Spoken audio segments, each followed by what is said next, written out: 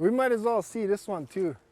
I haven't seen any that are big, but this one, little ironwood here.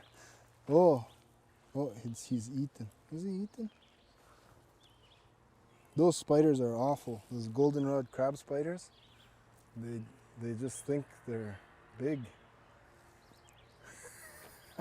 But yeah, this one, blue cohosh. We call it Wiikwemkoong, because when you dig it out, it's like you're following the roots, and you're like, oh, holy man! It stretches out real far, it goes real deep, and you pull out this real big mat for a real tiny little plant, and then that's all you think. This is just one root, so that's what we call it, Wiikwemkoong, one root. But Caulophyllum phylactroides. This is really good women's medicine. This and ash are the two most important women's medicine. And so coming from my grandma being, her and her mom being midwives in a time where there was no hospital, like you had to have your kids at home, this and ash were the two most important to help make sure everything went smooth. And so you don't use this while you're pregnant, you use it after, before, and then during the delivery itself.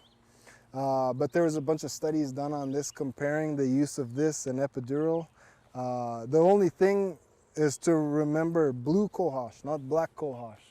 I don't know what black cohosh is, it's not from here. Blue cohosh is the one that's a really good women's medicine. Mainly though, I find myself using this one for women when they get older. There's so many transitionary periods with women, like we're pretty simple, but women will have puberty, then they'll have childbearing, and then they have menopause, and then it's just like one thing after the other, always changing. That's why we call women Wiikwemkoong. That's what that syllable, that's what that sound is describing. All of those different changes. Like that's how we talk about bread. Is because there's a change that's happening when it goes from dough into bread. Or is smoke. And that talking about the change from the matter of what is being burned to that conversion to smoke and ash. So every time you hear kwe, there's a change. And then so women are just the epitome of change. Just because of all of the things that have to happen.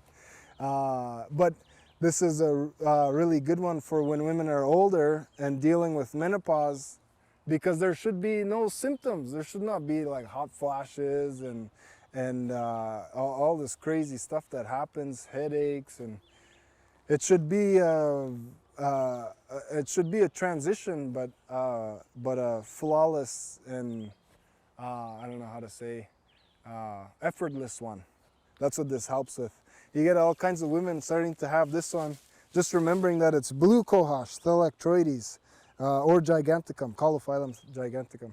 Taking the leaves and the roots, there has to be made with those roots, and then the very next day, like, because if I'm doing a presentation and I make this tea, we'll give it to a bunch of women hot flashing in the winter, with sleeping with windows open and air conditioning on, and in separate rooms from their spouse because it's too cold for the spouse. And then the next day they come back, like slept 10 hours and in their own bed with no AC was on in January. And so the effect, the hormonal correction that this is capable of is really incredible. And then it's showing you too when you walk past. Look, that's how cervix looks. You see that shape before any other leaf? You see that shape anywhere else? Only on women's medicine. You see it's just covered in a whole bunch of little cervix. There's a name for those types of ridges and the exact angle and everything. So just walking past this one, we could see that's women's medicine. And when you're introduced to that, when women are introduced to that, it's like smooth sailing.